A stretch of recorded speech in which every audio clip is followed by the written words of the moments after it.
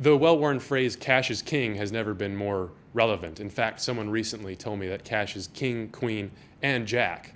I think going forward in the next quarters and even years, we'll see companies become much more cash-focused than profit-focused. After all, I think we've seen that most companies go bankrupt, not because they make losses, but because they run out of cash.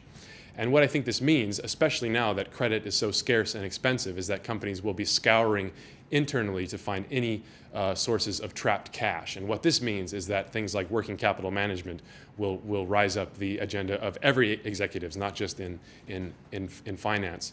And what that will entail is that you'll see companies really trying a lot harder to collect money that's due to them, and at the same time some of the more bold companies will be pushing their payables out as far as possible until they hear their suppliers squawk. And I think that will put a lot of tension in supply chains, and we've already seen that some of those weaker links in the chain, who are perhaps not focusing on working capital as much as those stronger links, will break as a result.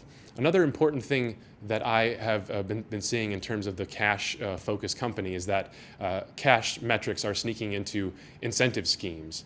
And I think that bonuses and incentives and performance-related pay based strictly on earnings per share or simple revenue growth or some sort of operating profits measure aren't going to be the norm going forward. And I think you will see a lot more cash-type metrics, cash flow metrics coming in to bonus schemes. And what that would result in is that you would think that companies would be more healthy, in fact, going forward, because often when times are good and there's that euphoria of revenue and top-line growth, you often see the nitty-gritty cash management tasks kind of fall by the wayside. But I think most companies now realize that cash is indeed king, and you can't question the king.